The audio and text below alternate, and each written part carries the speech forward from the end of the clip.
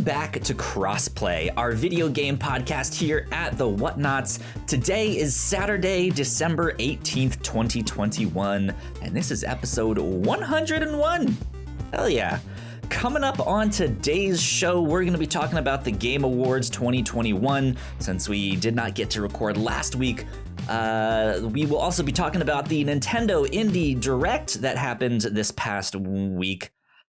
We finally did it. Splinter Cell being remastered. It's coming back, kind of. And I'm so excited. I couldn't be happier.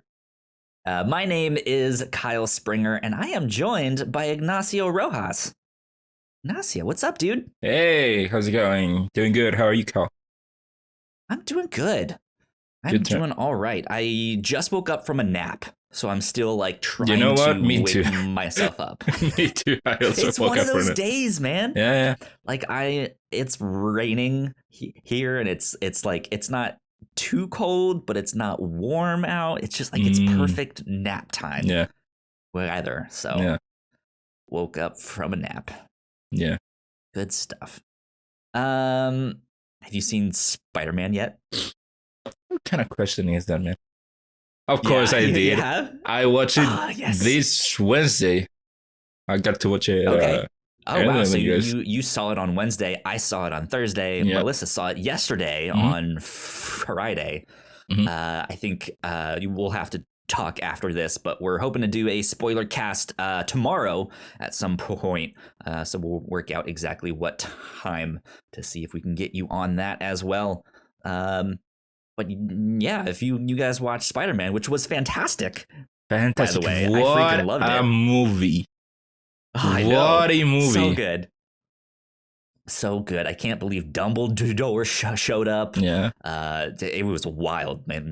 Dumbledore in a Spider-Man costume is nuts. Get ready, Fortnite. They also can't even compare. That they also had a Matrix crossover, considering the movie's coming out now. Sunny out there. Exactly. Let's see, what else have you been up to this week? It's been 2 weeks since we've recorded, so what have you been up to? Well, I got nose surgery for one, so I've been recovering from that these past 2 weeks. Yeah, that happened 2 weeks ago, and right now I'm already breathing better through my nose. It is better. Okay. It isn't quite 100% because it's still swollen from the surgery and all that stuff. As you have to do cleaning, like just starting to not be as swollen, and you're like, I think it's working. I think it's working. Yeah. Gotcha. It's surprising how short of a recovery it was. How to explain it? Because before surgery, people will tell me like, "Oh, you will have these things up your nose, and you won't be able to breathe for a while." But then what happened was I got the surgery. First day I could breathe well. I had some tubes in there. Day 2 and day 3, it got all clogged, so I couldn't breathe. And then day 4, through cleaning and coughing up a lot of gross. What do you call it? When mucus and phlegm and stuff like that? When you hurt yourself, the blood forms. Just like a scab. Sure, that So I had to cough up a lot of it. Dried blood. Yeah, I had to cough up a lot of it. But after that, I've been breathing pretty well. There you go. I'm glad you're breathing well. It always feels good when you can breathe. Yeah, exactly. Who would have thought that? Yeah, who would have thought air would feel good? Air is important. Who would have thought? Good stuff. What about you, Kyle? It's been winding down, kind of here at the Whatnauts. Melissa and I just this morning recorded our review show wrap up. We did all of our awards and stuff like that. We're getting ready for this Monday to record our retrospective, our 6th year anniversary celebration. So we'll be talking about some of the awards we had on that. We'll be talking about some of the stuff we did here on Crossplay, just looking back and celebrating all of the stuff that we did, as well as looking into next year to be like, hey, what else do you guys want to do? Let's just party, you know? Yeah. So I'm stoked about all of that. I'm about to go see my parents. Oh. They live out in Wyoming. Hmm. So I'm about to go spend a couple weeks out there with them. That'll be the first time I've seen them in 2 years, Oh, wow. thanks to the pandemic. Yeah. Um, but since I'm going out to see them, I can't really take Christmas gifts back home with me. Like I don't have the space to do all of that stuff. So they sent me a couple gifts here, and they did the thing where they bought me something because they saw the name of something that I like on it, and it like they just don't know exactly what it is that they bought me. So they bought me another Gundam model. Gundam. Yeah, I think you posted a picture of yourself building it on Twitter, right? I started to. So I was making it, and you have this piece, like you build the legs, and then you have the like hip thing that goes in there, and then there was this piece that just stuck out like right in between the legs, and I knew it was meant to like be the like spine of this thing, but it like bent down and was just in between the legs looking like an erect penis, and I was just like, what is this? I was like, Gundam, you must be so excited to see me. But they bought me the Psycho Gundam. It's a big boy. Oh, wow. It's this guy. Yeah. Nice. Yeah, it's pretty cool. This is in Mobile Suit Gundam Zeta and Double Zeta. Yeah, this is a giant one. The smaller ones I have back there are in scale to this one. The smaller ones like only go up to like the knee here. But yes, it's a Gundam, but it's also a Gundam that the bad guys use. And so my parents just bought me this because they're like, look, it says Gundam. You can build it. I was like, cool, thanks, Mom. No. Oh. There we go. Put that back on my desk there. So that's what I've been up to recently. Yeah. Let's talk about video games. It's just you and me this week, so it should be a pretty short one. Yep. Well, we are doing this. So, Ignacio, talk to me about what you've been playing. What have you been up to? I see. It's one of those things where no new games are coming up now. So I'm someone who, if there's not a new game that's coming out, I'll just bounce between games that I just have. So I've been bouncing between several games. For example, I restarted Cyberpunk 2077. I haven't played much of it. I have on my Run the Jewels Cyberpunk sweatshirt on right now. Cool. I haven't played much of it. I think I'm getting close to where I left off last time. And also, again, when a game is that new, I struggle to keep with the game. So I've been playing like in 1 hour chunks. So I'm making an effort to at least get further than I did before. But it's hard. It's hard. Other than that, Halo came out. Halo Infinite came out. Real quick, how is it compared to the first time that you started to play? Like, have you noticed less bugs? I was fortunate enough that when I played Cyberpunk, it wasn't really that buggy for me. Granted, I didn't play that much, maybe a couple of hours, and I think I only experienced one graphical glitch. Graphical glitch, yeah. And one crash, now that I remember. The glitch that I'm thinking of did have a crash accompanied. I gotcha. But yeah, see, what's so weird about Cyberpunk is that it doesn't run that well. And I don't know if that's because of my PC that it isn't that great. But I feel like, so Cyberpunk, one of the big things about Cyberpunk was its ray tracing. But it feels like it is so hard to get the game running well with ray tracing. I have a decent enough GPU, but if I turn on ray tracing, even if I turn on DLSS, it runs at 20 frames a second at best. Oof. Yeah. Ooh, man. That's rough. I had to play it with ray tracing off. So yeah, I think it is better than where it was before. Of course, they have patched it quite a bit since then, and also I did download some mods that are supposed to make it run better. But still, Okay. comparing it to other games, you can see it is very rough, especially when you compare it to something like Halo, Yeah, for example. I gotcha. Okay. Yeah. There you go. Well, that leads us right into Halo then. Yeah. We've talked about my journey with Halo, which is mainly just me playing Halo 1 and really not enjoying it at all. So Yeah. I do not have that nostalgia for Halo. I do not look fondly back on Halo. I'm not a multiplayer guy, so playing the Halo multiplayer does nothing for me. So I was cautiously waiting for this story, and once again, it didn't grab me. It isn't a bad Yep. game.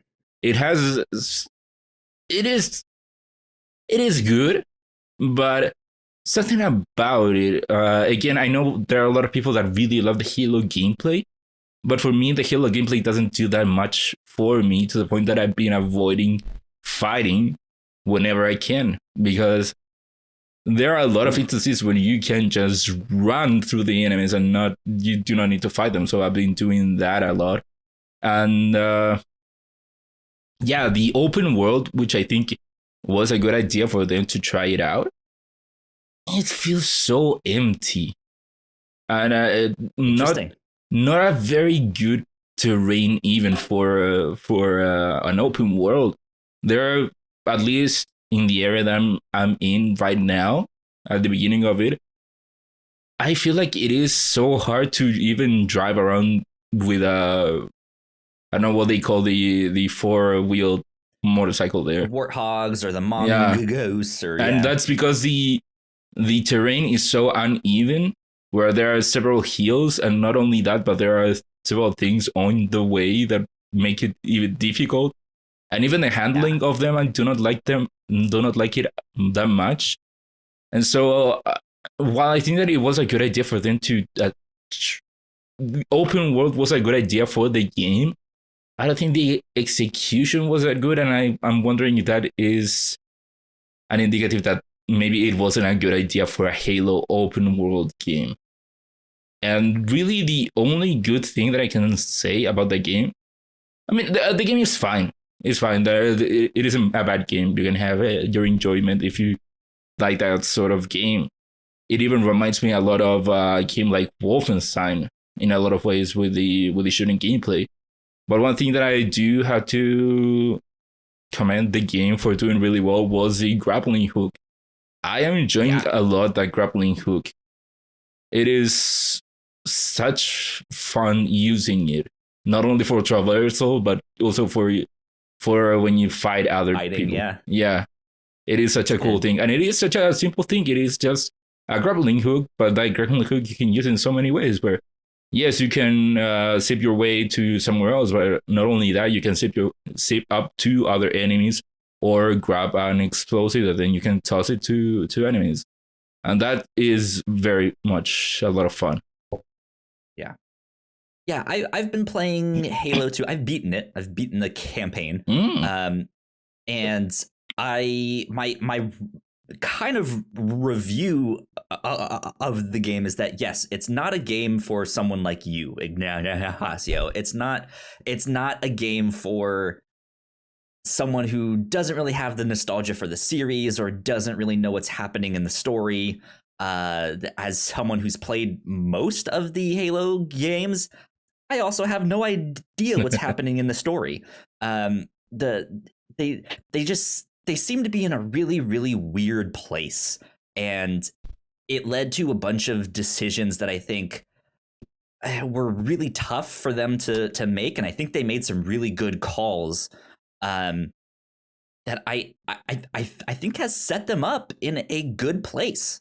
But it's just it's in like that is the thing. Like the game has set them up to be in a good place, but that means they just had to dig themselves out of the hole that they originally dug themselves in, right? So it like I don't know, like it's not great. It's not going to win any kind of like game of the year stuff in terms of the campaign. But I enjoyed it. I liked it a lot, despite not really knowing exactly what was happening in the story. And where it ends up to not super satisfied with. But mechanically, I think it feels great. It's God, it feels so good to just hit someone in this game. You're shoot them, bam, right in the head, and it feels so good. Like you said, that grappling hook is amazing. I think it's a brilliant addition to the game, and it feels like something that should have been in Halo for a lot longer. Now it just makes so much sense to grapple around the layers or to jump up and grapple down, and you can like electrify and do this like ground pound thing. Yeah, like it just I think it adds a new layer to the gameplay that just makes a lot of sense. Yeah. But I also don't disagree with you that I think the open world is an interesting next step. I'm glad they did it. I want to see them continue with it, is the thing. Like, I don't want them to abandon it and be like, well, that didn't work. It's like, well, it's working, but it's just a fairly standard open world that you would have seen on like late gen PS3 stuff or like early PS4. So if they can do more creative stuff with the open world, I think that'd be really neat. Like more environmental storytelling, because they have all of these little like tablets that are scattered around the world so you can find these audio logs, and the audio logs really have nothing to do with like what is happening like in that scene. Oh, right. Yeah, like, I never paid attention to. It's stuff about like the audio logs. Basically what they did is it feels like the story that they're telling in this skipped something.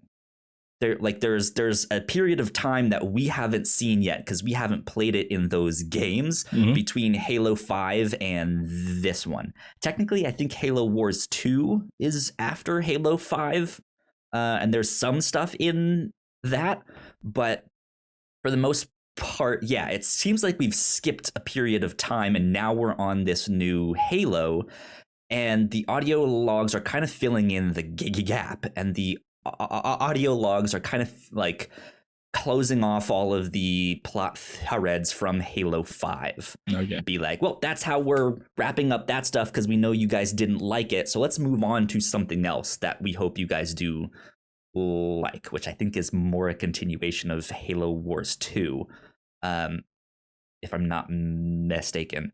But yeah, there's a lot of lore in those things, but it's about stuff that like happened elsewhere. It's like, why does this one Marine have this one iPad that has that audio log on it? Like, it makes no sense of just like why this would be here on this exact spot. But yeah, I think the open world that they have, I like the idea behind it, but yeah, the terrain is difficult. You can't. It's hard to drive vehicles around in that. Like I really hated having to use a vehicle, so I walked most of the place. The Warthog has always, in my opinion, been awkward to drive, but once you kind of figure it out, it's not all that bad. But man, I could not steer the mongoose in this game to save my life. That was awful.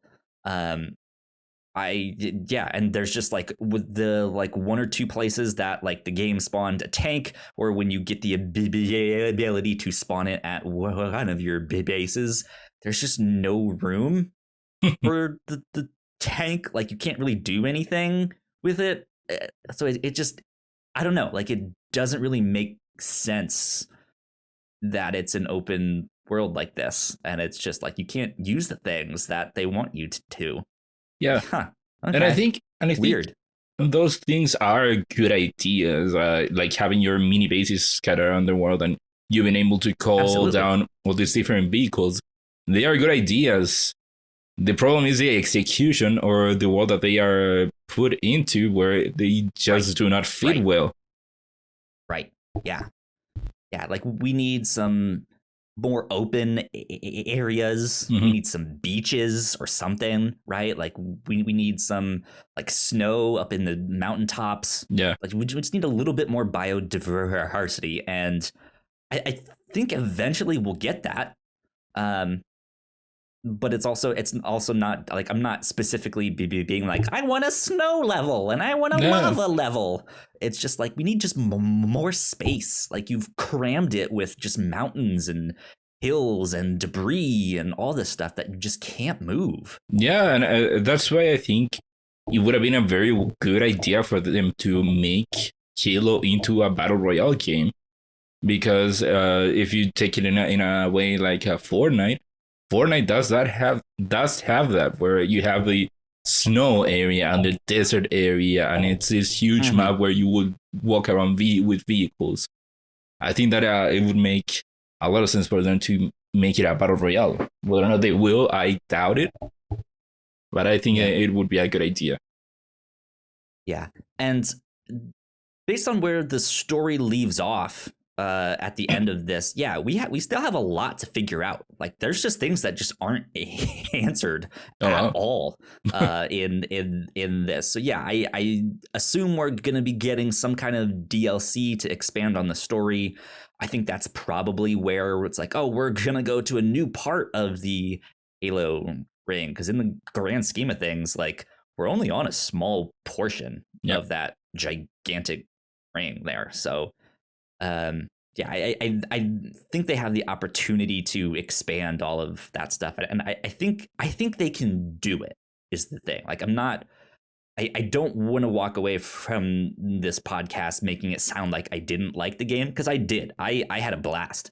But I also was like couldn't really make sense of the story. There's one line in there that I think sums it up. It was it's not a spoiler, but I think it sums up how Bungie thought about the game. There's a scene where they have Cortana say that line. What was that? 343. 343.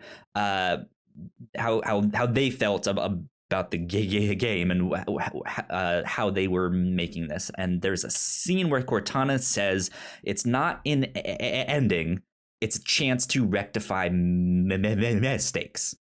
And so I think that's really what they did with this game. It's like, look, let's just put in the work in this game to get us in a good spot, so that once it's out there, we can basically just start building and start new. So yeah, I think that's what they did, and I think it's successful in that. Like I'm excited to see where this goes next. Now that I know kind of what happened and what's happening, but also still don't know. So there you go. And I have to say, I didn't like the pilot. I thought it was so annoying. He just doesn't want to be there. Yeah, the whole time. So and the whole time he's like that. Yeah, the whole time. Oh, I mean, he like there's about halfway in the game, there's some revelations on his character. I won't say what they are. But yeah, the relationship changes a bit, and I think he gets more tolerable once you understand him a little bit better. But I don't think I just don't think he's a good character, or I don't think he's a good character that should stick around. Like it's fine to see that character, but it's very obvious that he does not want to be there. No. That it's just like, well, if he doesn't want to be there, take him out. Like, do something else. Yeah. Bring some because there's so many Marines that you save that, like, when you save them, they're just like, hoorah, Master Chief, let's go kick some alien butt. And they're ready to go. That's all they want to do is go fight things. And this guy's like, I want to get out of here. We're all going to die. Yeah. I don't want to be here. So, I don't know. But Halo, we've been playing it. I like it. I will say it did make my top 10 list for the year, but it's not up there in my favorites. Okay. Interesting. So, there you go. Halo. Interesting. Anything else you want to mention here? Should we move on to housekeeping? And then no, I do have one game that I want to mention that I gotta talk about since I haven't been able to. Fortnite. What a game. Truly a special game. So if you didn't know, Fortnite Chapter 2 ended and they literally flipped the island. And now we're here in Chapter 3. We finally got the confirmation that the Rock is indeed the foundation. And here we are, a new map, a new beginning. Man, what a game. So, of course, it is the typical Fortnite game. Like I said, it is a brand new map, which it is a very welcome addition since previous chapters, not chapters, seasons. The seasons, usually they change places here and there, so it's good that we now get a new map. Also, speaking of the new map, shout out to them for straight up bringing back some old places that were once in the map. I think that was a very cool thing to do. But like I said, it is still Fortnite, but they did do some very notable additions to the game. So if you didn't know, they made the change from Unreal Engine 4 to Unreal Engine 5 now. Right now they're making good use of the new engine. They added a new slide mechanic. So now you can slide. They added that. I saw that, and I saw the Spider-Man swinging. That's another cool addition where the swinging does feel very good. It does feel very good. It is very surprising. I wouldn't have expected it to work that well. It works like you would expect it to work. The swinging works pretty good. Good on them. Yeah. I mean, those are pretty much the biggest additions to the game.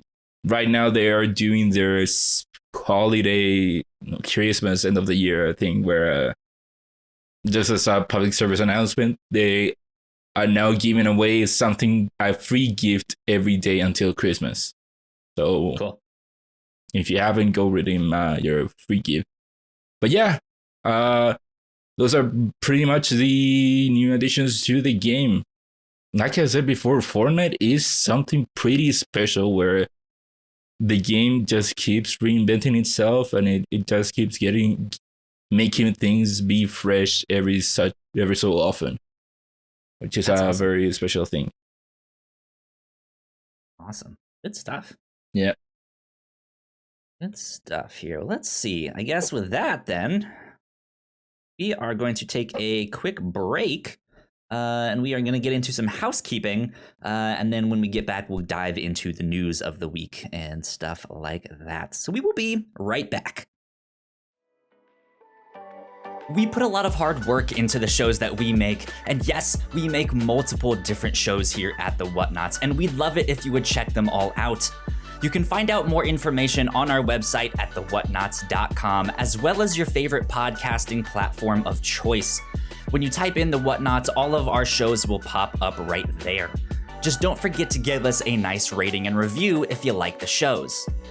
If you want to support what we do here at The Whatnauts, patreon.com/The Whatnauts is the best place to do that. You can support us for as little as $1 a month. You can get all kinds of exclusive content at the $3 tier. You can also get a shout out and thank you on all of our shows at the $5 tier. You can support us on Twitch by subscribing to our channel at twitch.tv/The Whatnauts, and we would love to have you all join us for our live streams and talk with us in the chat. And lastly, we have merch. If you want to grab yourself a shirt or a sweatshirt or a mug or something else, go to thewhatnauts.com/store to pick up some merch today. And we are back. Would like to give a big shout out to all of our Patreon supporters, especially those at the $5 tier. So thank you to Sam. We love you a lot. We appreciate you. Thank you so much. And we hope you have a happy holiday season. Thank you, Sam. Thank you. Cool things that we've been up to here at the Whatnauts that we need to shout out. We have been doing our reactions to Hawkeye, the Disney Plus series, on the Reactor Core. Like we talked about at the start here, we've also all gone to go see Spider-Man No Way Home. We should be recording a spoiler cast for that. That will also be on the Reactor Core feed. Ignacio, are you going to see the new Matrix? I don't know if I will. I've only watched the first Matrix, and even then I do not remember that much of it.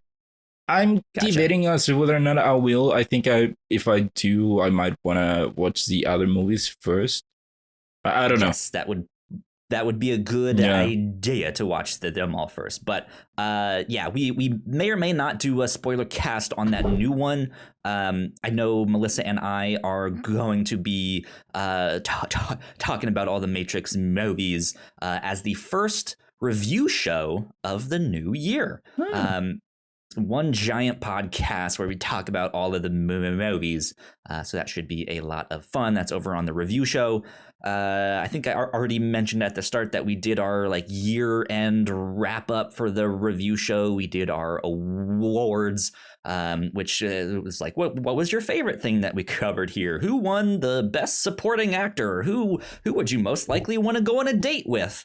All of that stuff. So it was good. It was a fun time. So be sure to check that stuff out. And the Captain's Log, we already wrapped that up for the year as well. We dove into our Spotify Wrapped stuff, as well as some of the favorite media that we've consumed this year, our favorite TV shows and movies and comics and stuff like that. So go check all that stuff out. A lot of good fun. But that ends housekeeping and all of that stuff. So Ignacio, let's get into the news.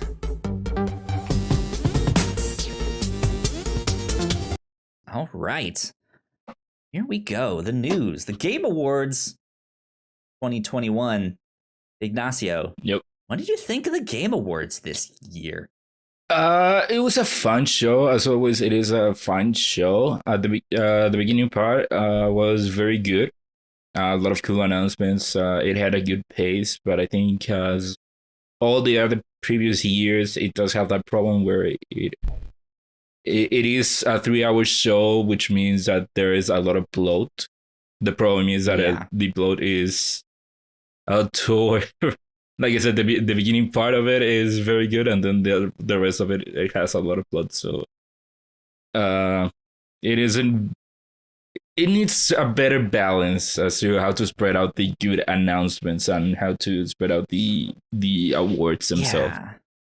It's just it's the kind of show that survives on all of the advertisements that it has, all of the announcements, all of the trailers. It survives because it makes money off of that stuff.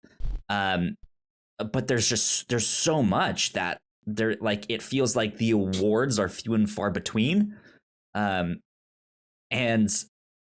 yeah, it's so freaking long. I really feel like the show needs to be 2 hours. And that's it. And I think also the awards themselves either need to be cleaned up or thought about some more, because there's some that just I feel like sound like the same thing Yeah. over and over. Like it's just multiples of the same thing with a different name there, and it's all the same nominees. Yeah. So yeah, I mean, this is leaps and bounds better than it used to be by far, right? So I think it's a good show. Like I'm always entertained while I'm watching it there. But yeah, there's just some things they could do to clean it up. Yeah, for stuff sure. like that. So, and I know a lot of people were getting on Jeff about his statements before the show when they asked him about Activision and all that stuff, and then the way he addressed it on the actual show. A lot of people were unhappy about that, and I have to be honest. I think initially I was too. But just thinking about it, like I don't know if there's really anything else he could have done, because if he calls them out specifically, then he also would have had to call out this other company and this other one, and then he would just have to call out the whole games industry, which is kind of what he did. Yeah, I mean that's one of the things that it's complicated. That's a very complicated thing, because pretty often people on the outside always go like, hey, why don't you do this? Hey, why don't you say that? Hey, whatever. But it is very different being in the outside, being a regular Joe that isn't making the Game Awards. And it is very different to be Jeff Keighley, who has to juggle all these different things. And what he does say does matter, and it can have consequences, and it isn't something that you can have lightly. And I think he did a good job talking about it at the beginning. But once again, it is not something that you can take lightly, even if it is a good thing that you're doing, that is talking about the bad things that are happening. Yeah, and a lot of the companies that he would be calling out are also giving him money to do this. So it's just, it's murky. And it's just, what he did was fine, but it also wasn't the best solution. But I recognize it's complicated, and I don't have a better solution to offer.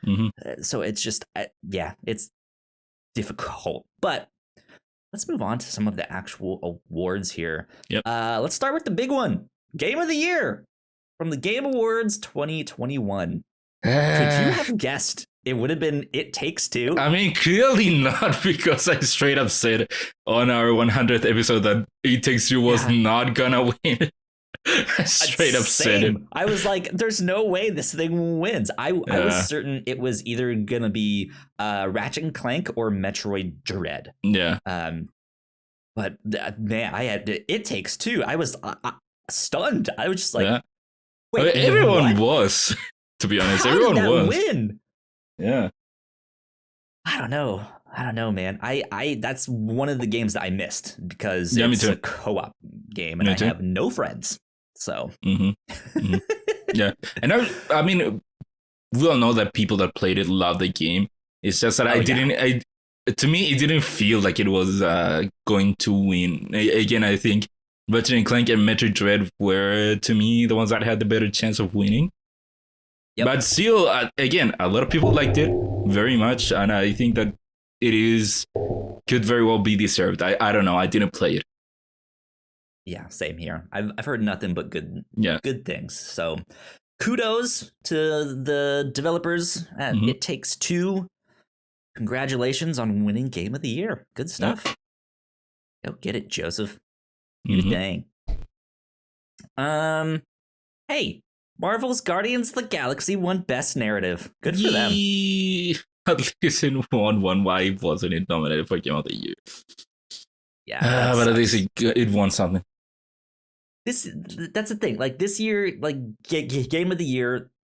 Some years there's one that is like a natural, like, oh, that one, like it's obvious that one's about to win. And then there's some years where there's like 2 or 3 where it's like, okay, any of these could win. And then when it's like that, it becomes a numbers game, right? Because it splits these votes. And I think this year didn't just have 2 or 3 good things. there's like 6 or 7 like good things that could all potentially win game of the year, right? Like Returnal wasn't even on this list.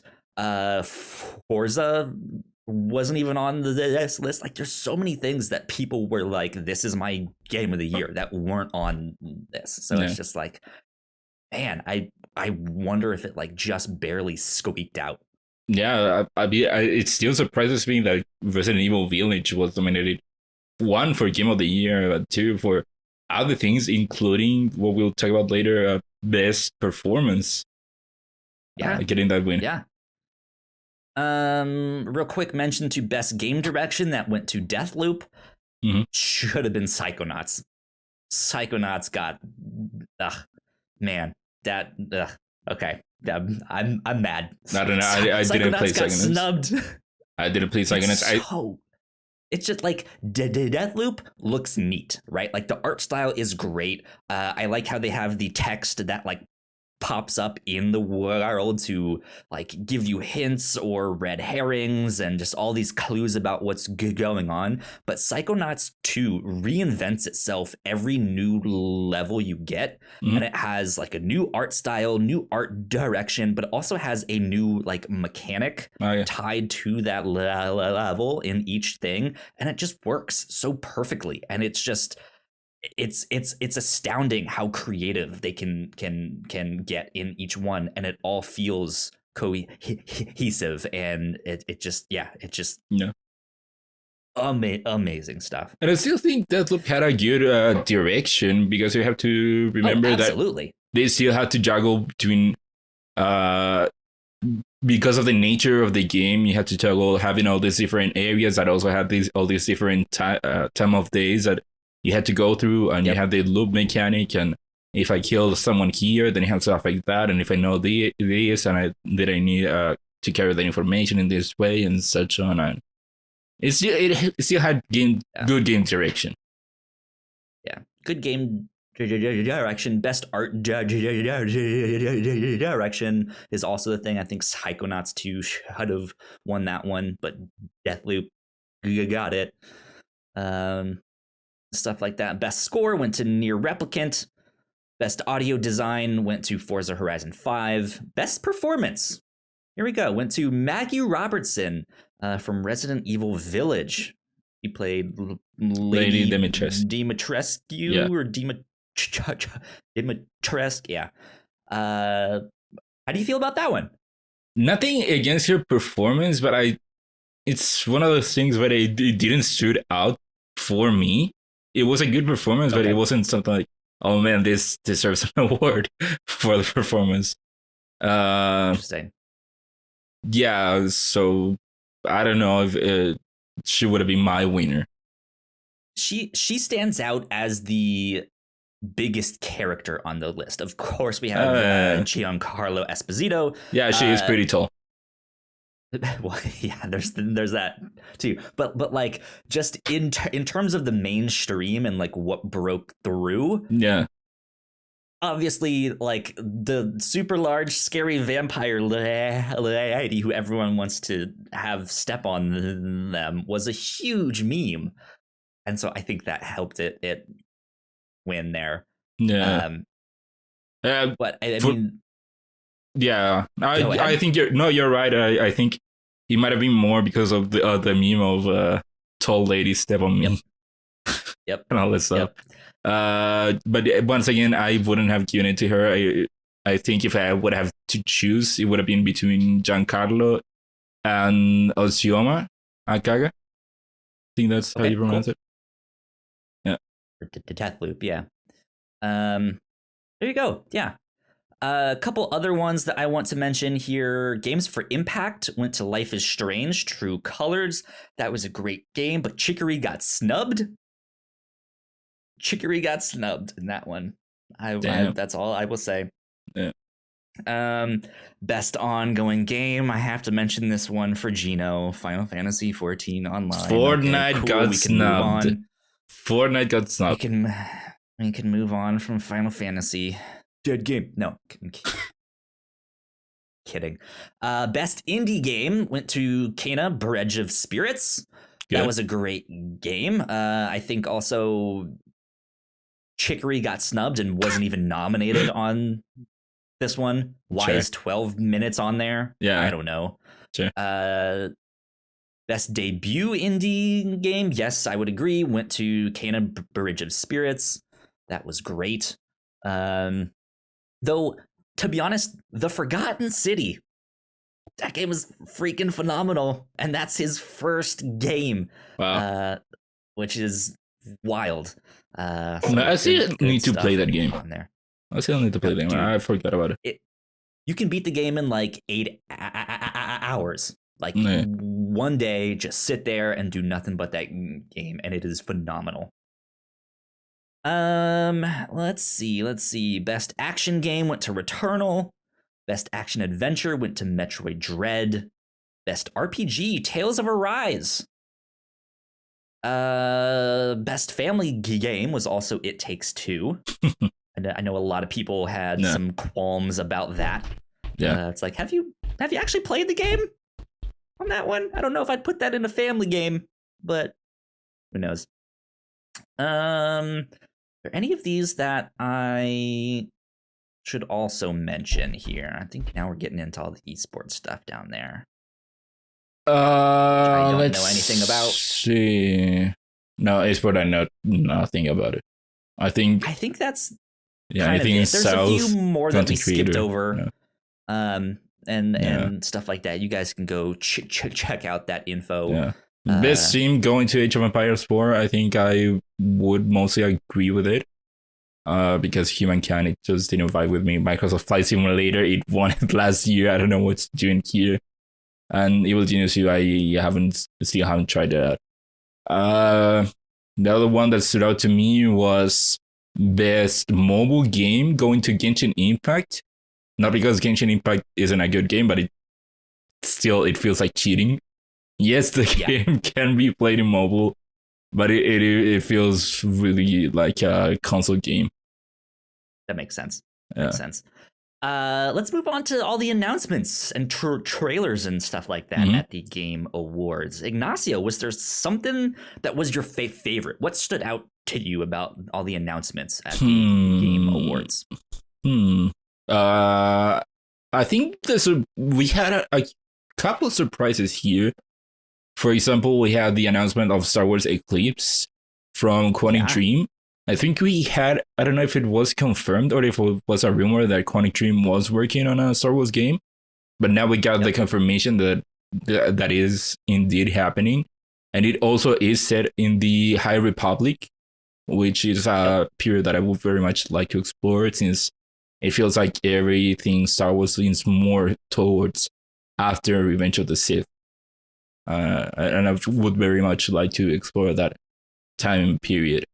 Other announcement that surprised me was the Wonder Woman game being developed by the developers of Middle-earth: Shadow of Mordor. Monolith, yeah. Yeah.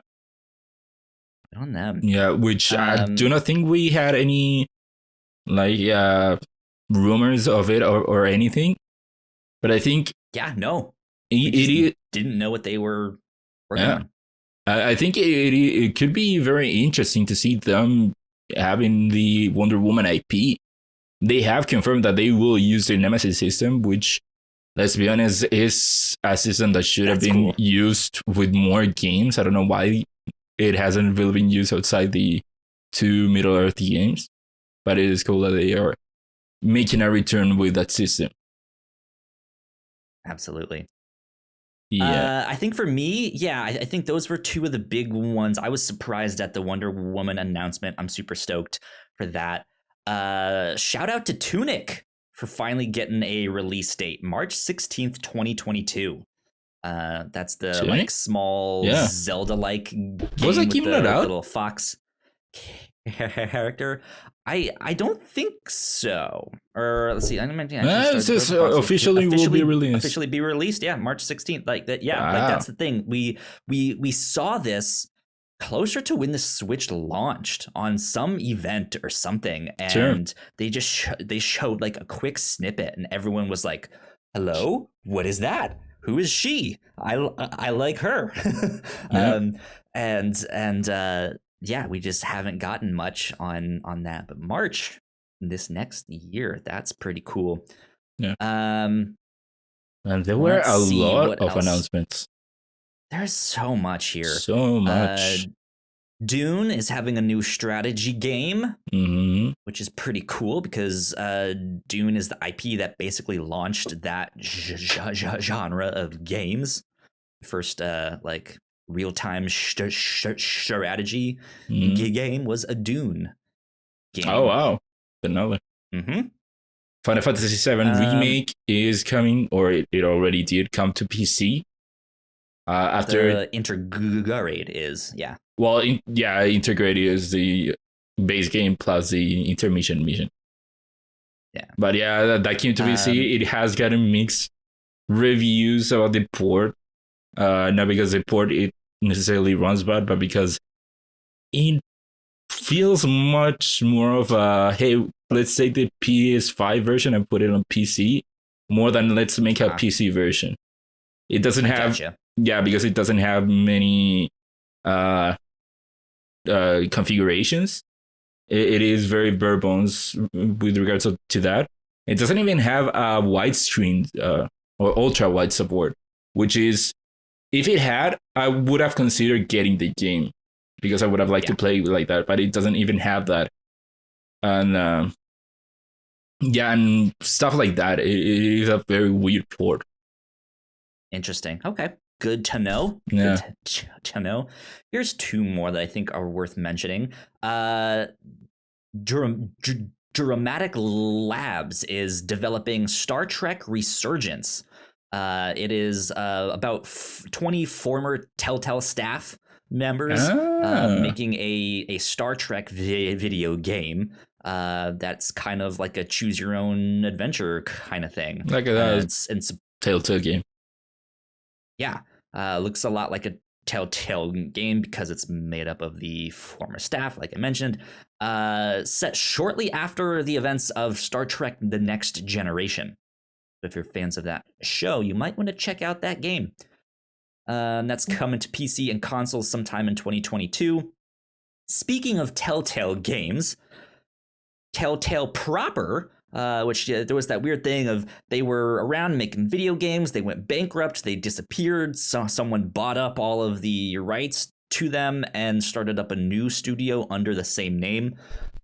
So Telltale Games has announced they are working on a game for The Expanse, which is a series of books. There's also in Amazon Prime TV show based off of the books, which is phenomenal, by the way. One of the best sci-fi shows, period. It is great. It is phenomenal. Go watch it. The final season is happening right now. It's great. But yeah, that's being co-developed by Telltale and Deck 9, who worked on Life is Strange True Colors this yeah. So I'm excited about that one. We got Open World Sonic. We got let's see, the new Forspoken release date. Before you move on from Sonic, what do you think about what we saw from Sonic? I'm not a huge Sonic fan in general, so personally I don't care, but it looked like to me, yeah, it's gonna be like kind of open world. I think they've come out and said it's gonna be open zone is how they described it. But which I also could be some people could be literally, or it could be just a tongue in cheek callback to the songs from Sonic.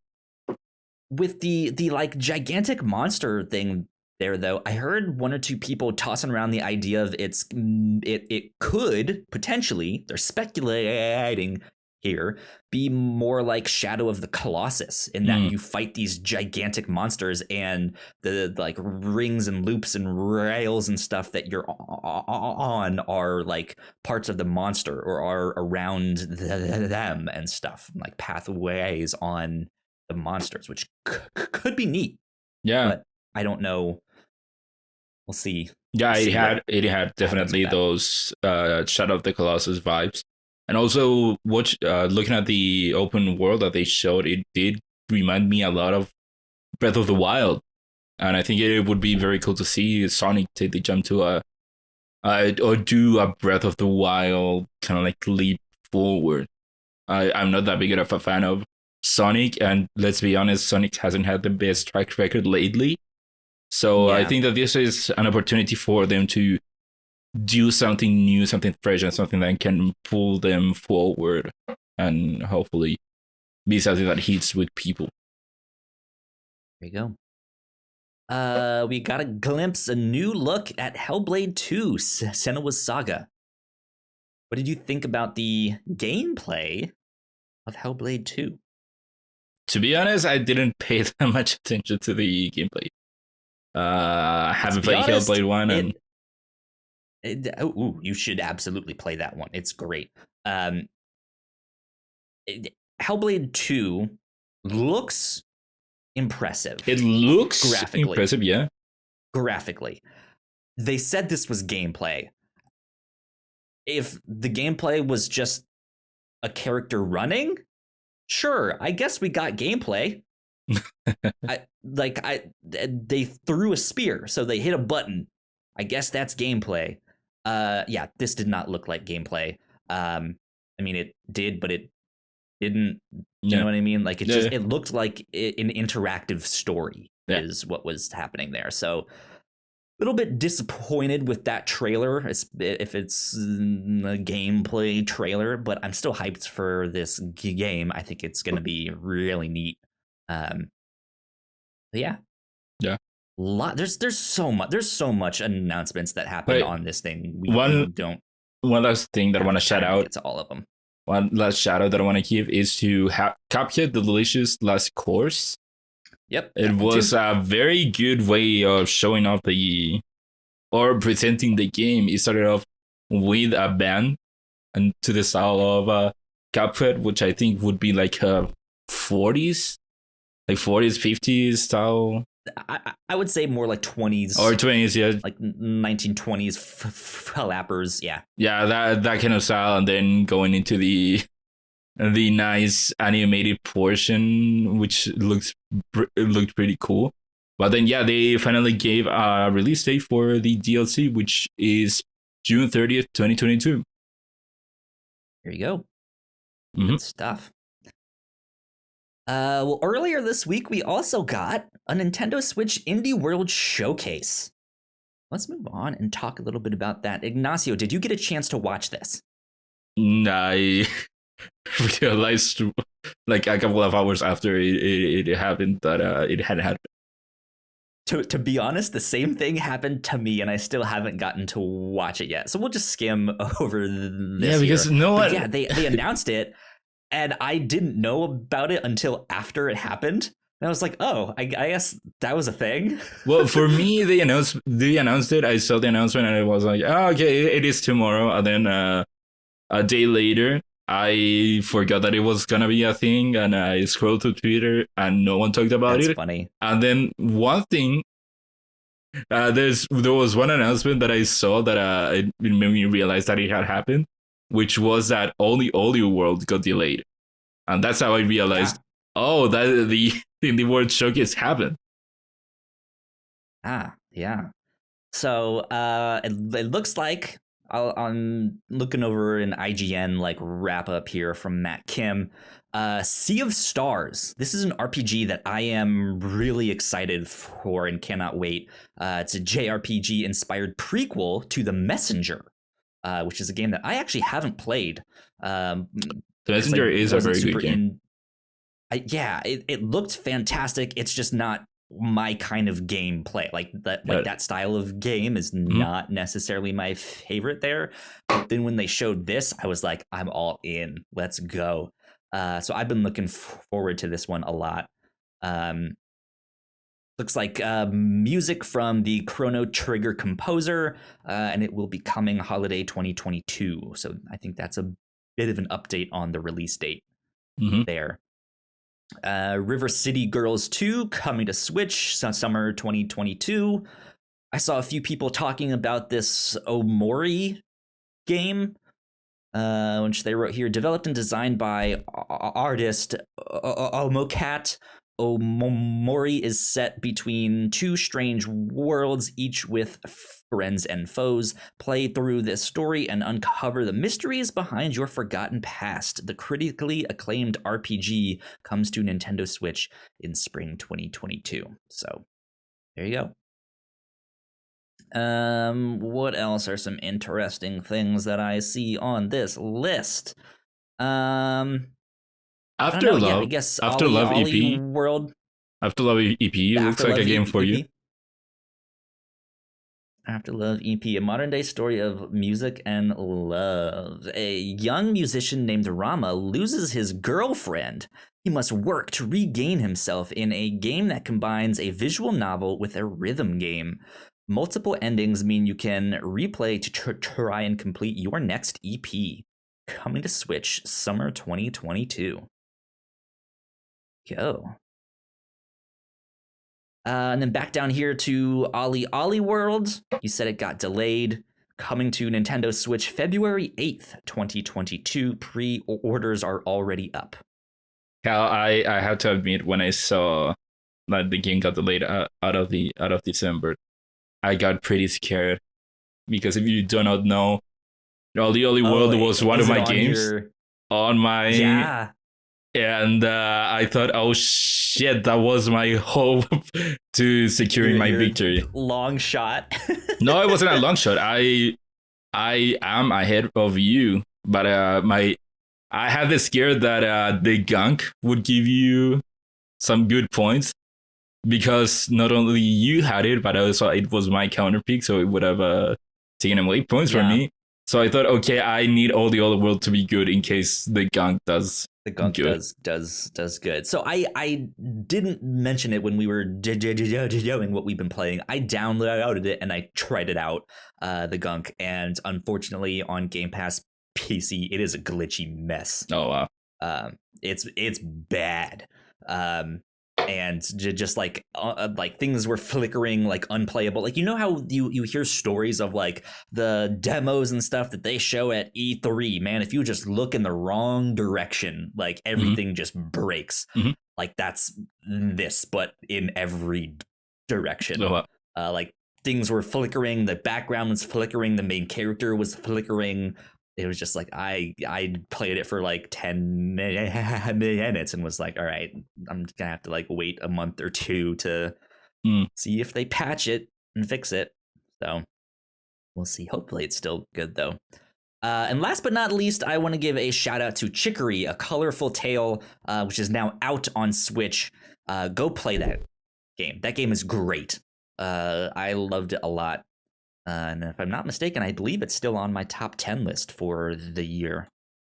So go check it out. There you go. Nintendo Indie World Showcase. Lots of stuff happening over there.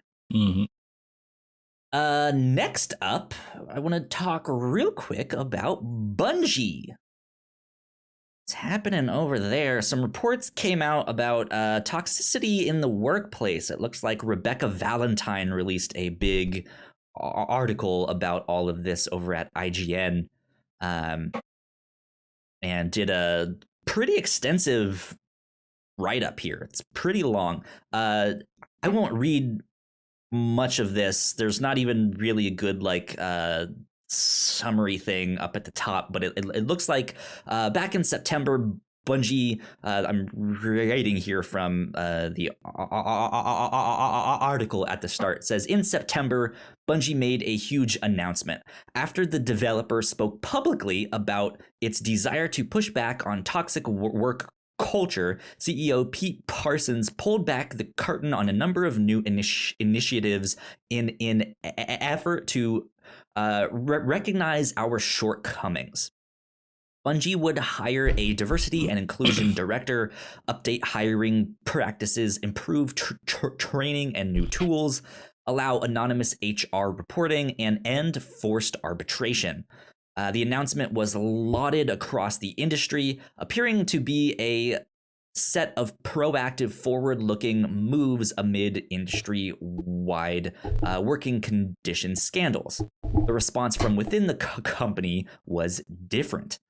Many of its current and former employees felt that their experiences at the company, going as far back as 2011 and as recently as this year, dramatically clashed with Bungie's virtuous self-portrait. While some praised the news, for many others, hiring a D&I director or ending mandatory arbitration in all employee contracts was far too little, far too late. For others still, it was only one step in a long journey to a potentially better future, but with roadblocks remaining along the way. It looks like they interviewed a bunch of employees and spoke with them and stuff like that. Again, you should go read this whole thing here by Rebecca Valentine at IGN. Ignacio, thoughts on all of this? Thoughts on Bungie and some of the reports coming out of this? It sucks. It sucks whenever we get any news like this. Yeah, I haven't read the whole article, but I did see that it was a thing that happened. So yeah, I do not have a lot to say on it other than it sucks whenever you hear people having bad experiences like this. Yeah, it really does, and I think it's just if it hasn't been already, it's abundantly clear that this is an industry-wide problem. Like, this is not just, oh, it's this one company, oh, it's this one CEO, the way he works, but this is just, it's happening everywhere, whether you know it or not. I think personally, it was a good thing that Bungie has taken steps to do that stuff, but it also, now knowing some of the issues, it also, like, I don't want to say, like, I guess I'm feeling more cynical and skeptical with the whole thing, at least right now, of like, oh, they knew, like, that's right, like that's why they did this stuff, so that they could get out in front of it, but they knew. And that might not be the best take on the whole thing, but it sucks to see, right? Yeah. Yeah, you just hopefully in the future things can start improving and getting better as we're more and more vocal about all of this stuff, and we can just hold everyone accountable to just make things better. We just want things to be good, people to have fun and do what they love. So here we go with that. I encourage you all to go read the whole thing there that Rebecca wrote. So check it out. Let's move on though, because I really want to talk about Splinter Cell. Splinter Cell. We did it. We did it. We are victorious. Kinda, yeah. So man, this is like the Switch Pro, right? Like, ever since Splinter Cell Blacklist, like, we've had rumors of a new Splinter Cell that they're working on. Oh, this guy updated his Twitter thing and it has this and that picture. He used to work on that game and now he's back at Ubisoft, and all of this stuff that kept pointing to, hey, maybe one day. But it also just seems like Splinter Cell is not, like, that's not the kind of game that Ubisoft makes nowadays, right? It just hasn't really fit in with their catalog, and all of that stuff. So I have an article pulled up here from Owen S. Good over at Polygon, who writes, Ubisoft Toronto is developing a remake of Tom Clancy's Splinter Cell, the stealth shooter that kicked off a series by the same name and introduced players to the character of Sam Fisher. Ubisoft announced the remake this past Wednesday with a developer interview and a lengthy YouTube retrospective covering the original 2002 game. Splinter Cell will be remade in Ubisoft's Snowdrop engine, with the company which the company introduced with 2016's Tom Clancy's The Division. In the interview, technical producer Peter Handrinos acknowledged that enough time to miss an entire console generation has passed since the last Splinter Cell game, which was 2013 Splinter Cell Blacklist, despite the pleadings of the series' dedicated fans. So, you know what? I'm happy. I'm satisfied. Yeah, with this, like I think this is a good thing. Yeah, of course, it is a good thing to hear that this character is getting his own game finally.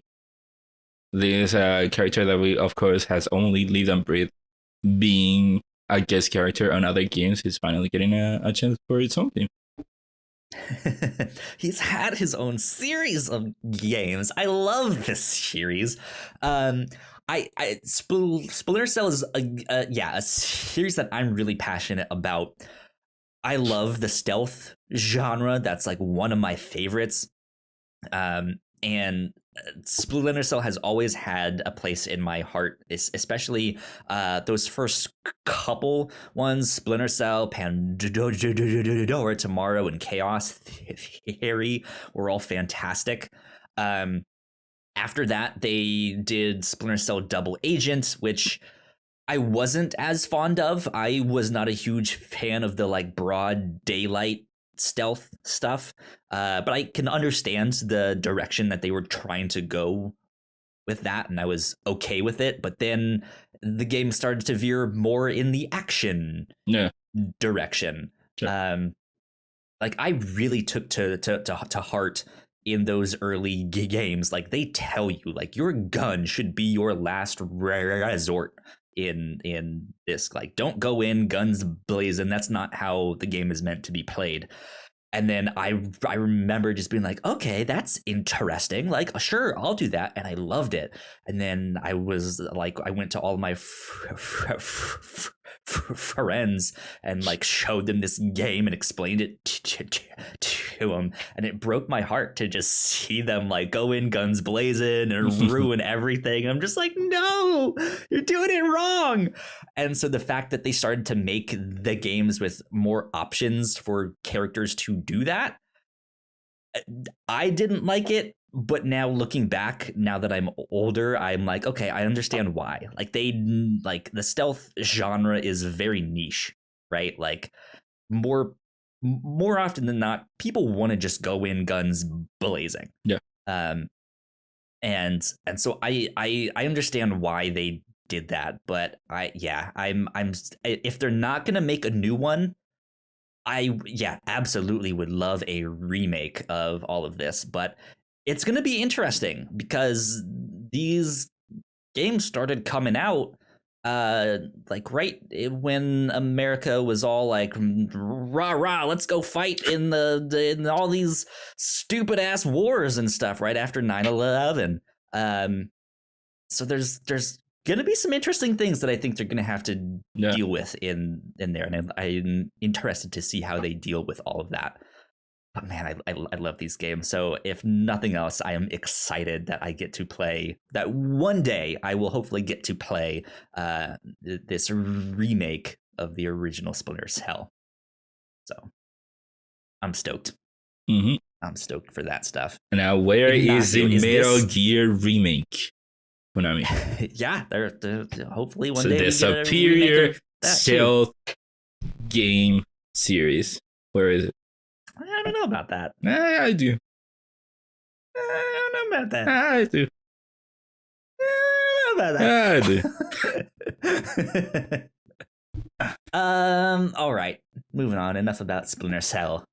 Final Fantasy 14 is apparently too popular. Yeah. Let's see here. We are pulling this from gamesindustry.biz. This is written by Marie Delisandre. And they write, Final Fantasy XIV is being temporarily suspended from sale. Finally. Due to... Dead game. Dead game, finally. Temporarily suspended from sale due to ongoing issues with its servers following the title's sudden surge in user numbers. The game's servers have been congested since the early access launch of its Endwalker expansion and its official release on December 7th. Players have had to queue to log in the game, sometimes for several hours. To cope with the situation, Final Fantasy XIV's producer and director Naoki Yoshida announced that Square Enix would suspend the sale and delivery of both the title's starter edition and complete edition. Let's see, blah, blah, blah. Players who are trying to join the game via a free trial will also temporarily be unable to access it, with priority given to users with an active subscription. So there you go. Gino can finally move on with his life. Yep. To bigger and better things. Yeah, some would call this a wake-up call for Gino. That he needs to finally admit that he'll just give up on the game, so better do it sooner than later. So why keep trying? They literally told him, don't play it. Yeah, go home. Play something else. We're taking it away. Yeah. Go home. No, but in all seriousness, it is wild to see these queue numbers that they're putting out. I mean, it's not awesome, but it's just like, wow, holy shit, this game is so popular that their only option is to just like, look, guys, we have to stop selling this because it is a wild thing. The numbers. Yeah, it is a wild thing. But it is a very big problem that they're having from what I've seen. All these ridiculous queues that people have had to go through to play the game. It is wild. Yeah. And watch, he's still gonna be game of the year. I love waiting in line. Game of the year. I mean, this queue is so good, man. Game of the year. Love waiting in waiting in line simulator. Yeah, that's what this game is now. Exactly. Yeah. Good stuff. Yeah. I mean, in a weird way, congratulations to Final Fantasy XIV, but also, God, that sucks. Yeah. That like this is what they have to do. Yeah. So does this have something to do with like the chip shortage and the silicon? No. Like, I doubt it. I mean, it would be server space. So yeah, it would be server space, but I don't. Is it? I think it is a bit of a leap to link it to the chip shortage. Guessing and speculating. I don't think it would be. I have no idea. I don't think it would be there. Okay. Not the chip shortage. Oh. Who knows then? Mm-hmm. Maybe they just didn't like Gino. Yeah. That guy is... I mean, they clearly went, oh, this game is not going to be popular. Why would it be? So 5 servers. Yeah, that's fine. Only 5. Get that kid Gino Viteri off. Yeah. No one needs him. Yeah. Exactly. Well, there you go. Square Enix. Shutting down their game. Well, with that, we would normally go into our new and notable section. I mean, if you want to, the year. If you want to do it, I have one that I can chat out. Oh, you have one? All right, let's do it. We have one new and notable thing for this, so let's go into that. Yeah. So if you didn't know, the Epic Games Store, it constantly every week has free games that they put out, free to own, no strings attached, free to own. Just go into the store and download them. So for the Christmas season, they have now been doing the this campaign where they give a new free game every day. So every day there's a new free game that you can grab. So yeah, I recommend going into the Epic Game Store every day until if I believe it would be until Christmas Day. But Cool. yeah, go check it out every day, and you'll find a new game for free. Now Oh, today's free? for free. Today's Saturday. The free game is Remnant from Ashes. 2 days ago it was Shenmue 3. Yesterday I do not remember what game it was, but once again it is completely free, so definitely check it out. Cool. Good stuff. Mhm. The new and notable is now old and noted. Yeah. So we are gonna get on to our lightning round.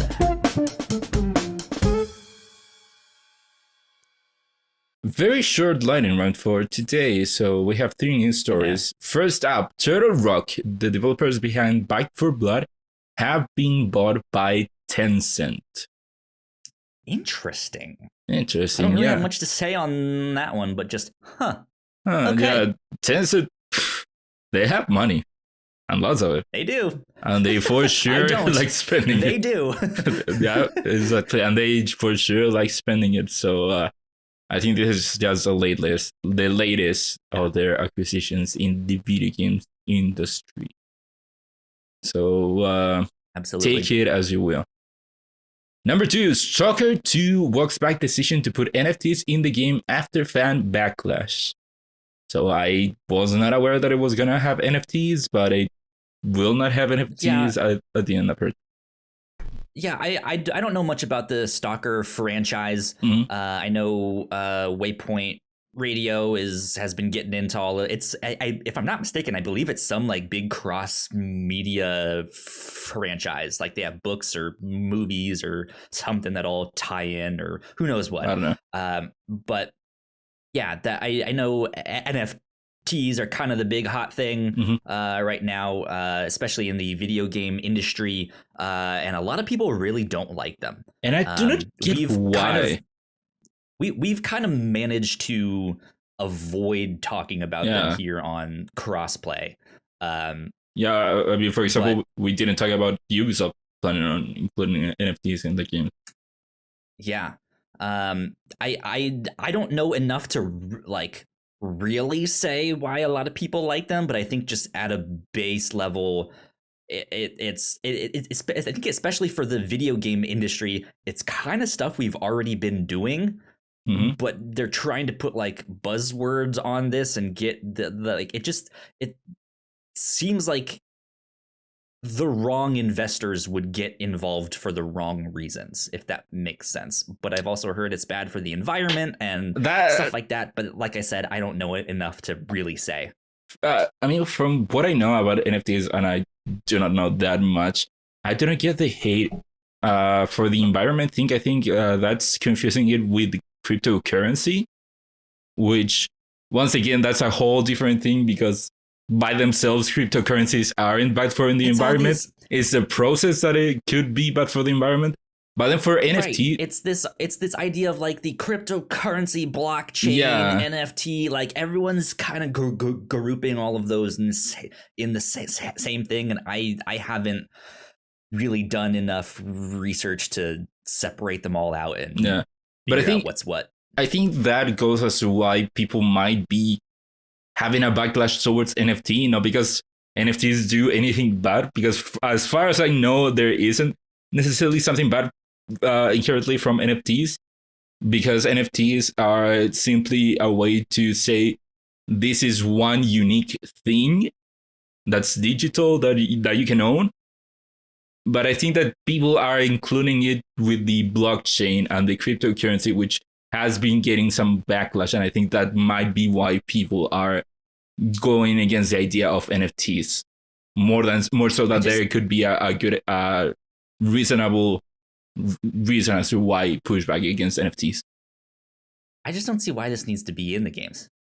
To be honest, like I said, Ubisoft talked about including NFTs on their own games, and I don't necessarily think it is a bad idea. The way that Ubisoft at least talk about it is it's a cosmetic, or let's say a piece of cosmetic or a piece of weapon that because it is unique, you can sell it and you can make money of it. And I think that necessarily isn't a bad thing. It reminds me of Steam. Steam does that. Steam, you can go into Steam Marketplace. The thing, yeah, right. Like, and you can sell things there and make money. For a while. Like, this isn't necessarily like a new concept for video games, which is why, in my mind, why I said, like, it feels like it's distracting from the video games themselves. And that could very well be the wrong kind of people are going to want to invest in this stuff for the wrong reasons. Like, they're not wanting to, like, be a gamer or play these games or consume them in the same way that we do. Like, they're just wanting to make money off of this. And it's just like, if that's what you're here for, like, go do that somewhere else. But I don't know. Yeah, I don't know. So fan backlash against a lot of this stuff. At least Stalker 2 has been like, all right, sorry, we won't put them in. Yeah. We'll see if Ubisoft ends up actually pulling through or backing up. I doubt they'll back out. I don't know. I could see it go both ways. But finally, the last news stories. We are getting new PS5 faceplates and controllers. Which finally, you can get legal PS5 faceplates. Yeah. And I think it is an idea that makes sense, but it isn't an idea that I was necessarily expecting from them as in an official capacity. They have to. They have to. They would be so wrong. Yeah, I think it is a very good idea, for especially knowing how people care so much about customizing their consoles and how it looks and the colors and all that stuff. I think it is a very good business decision.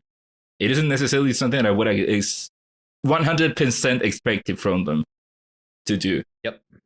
But still, they are doing it. They revealed a variety of faceplates of different colors, and with that announcement, they also revealed new controller colors.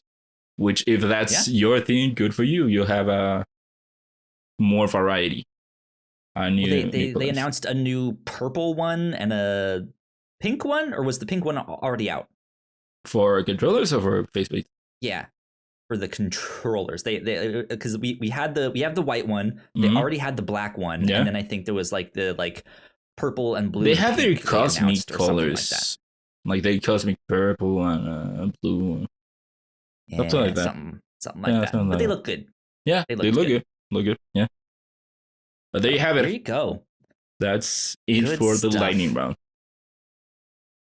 Ignacio. Yep. This is the final episode of Crossplay for 2021. It is. We've made it to the end of the year. Coming up on the Crossplay feed here in this podcast, like I mentioned before, our 6th year anniversary retrospective will be the next thing that appears on the Crossplay podcast feed and on YouTube, all of that stuff. For you guys to check out. That's just going to be a big celebration. It's going to be as many of the hosts as we can get. We're going to be looking back on the year and celebrating and looking ahead to next year. Just eating and drinking and having fun and talking about some changes and stuff that might be happening on some of the shows. So we haven't finalized anything for Crossplay, but I planted the seed in people's minds here to be like, hey, be thinking how we can improve the show for the next year. There may or may not be some changes in the new year of the way the show is structured or how we record it or what day we record on. Who knows? But if we don't announce it on the retrospective, we will, of course, be announcing it like on Twitter and when we come back in the new year. So be on the lookout for all of that stuff. Mm-hmm. Ignacio, what are you excited for in 2022? What video games are you looking forward to? Oof. That's a very tough question because 2021 has been a wild year because it's the second year of the pandemic and so many things have been delayed towards 2022. So I think that there are a bunch of things that you could look forward to in the next year, especially February. February will be a wild month. It's gonna be packed, yeah. With different good games. But I think, yeah, seeing all the games that got delayed from 2021 to 2022 will be very exciting. Yep. I think I am personally looking forward to God of War. Yeah. Ragnarok. That's going to be a great one. For Horizon Forbidden West. Yeah.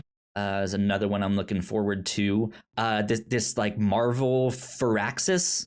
Oh, the Midnight Sun.